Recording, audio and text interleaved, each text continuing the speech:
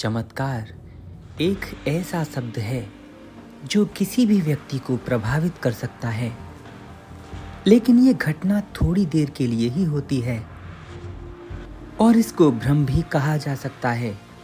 लेकिन जब ये चमत्कार सिद्ध संतों के द्वारा होता है तो पूरे के पूरे जीवन को ही बदल देता है।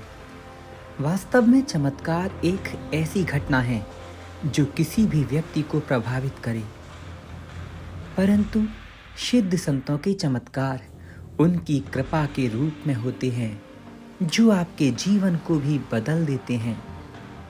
इस वीडियो में हम देखेंगे कि संतों की संगति से क्या प्रभाव होता है।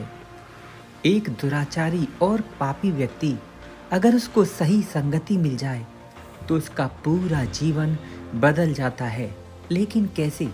आखिर संतों में ऐसी कौन सी शक्तियाँ होती हैं, कौन से गुण होते हैं? चलिए देखते हैं इस वीडियो में।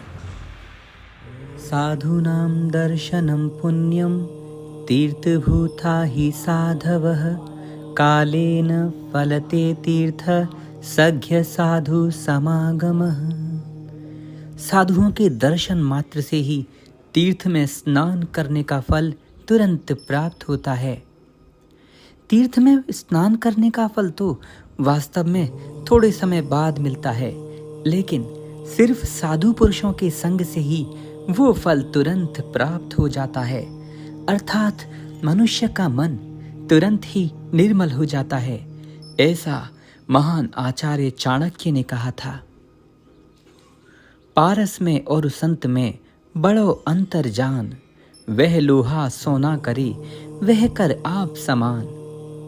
आपको पता है एक पारस पत्थर होता है, अगर लोहा उसको छुए तो वो उसको सोना बना देता है, लेकिन पारस पत्थर भी संतों की तुलना नहीं कर सकता, क्योंकि पारस पत्थर तो लोहे को सोना बनाता है लेकिन अपने जैसा नहीं बनाता।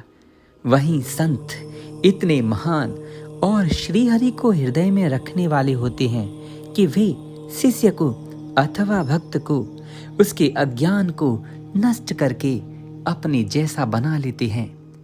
यानी जो गुण पारस पत्थर में नहीं, वह गुण संतों में है।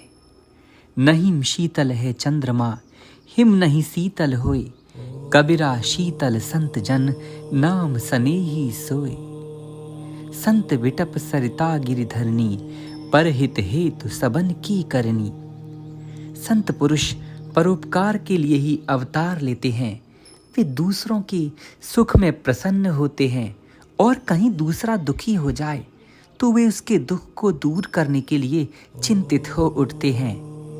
ऐसे ही परम संत ब्रह्मर्षि योगियों के सम्राट श्री देवराह बाबा पूर्णतः निर्लिप्त निर्विकार दया निधान संत थे, जो अपने भक्तों को भगवान के सन्मुख उपस्थित करने का प्रयास करते थे।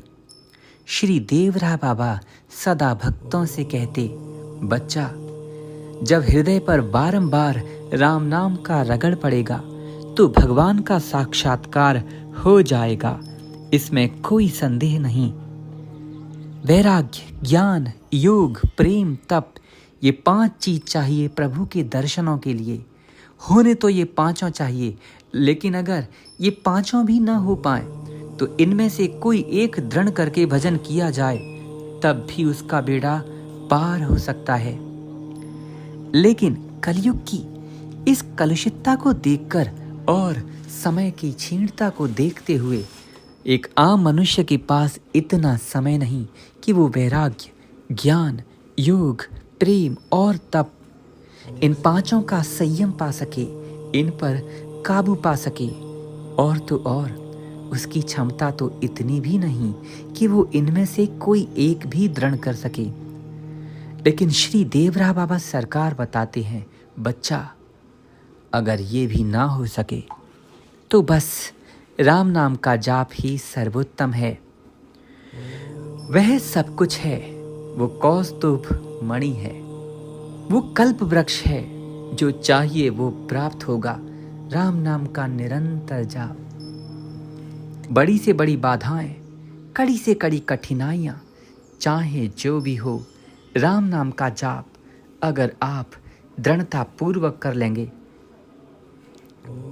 मन लगे या ना लगे, हर अवस्था में अगर राम नाम का जाप जो भी व्यक्ति करेगा, इसके लिए कोई आचार, कोई नियम की आवश्यकता नहीं।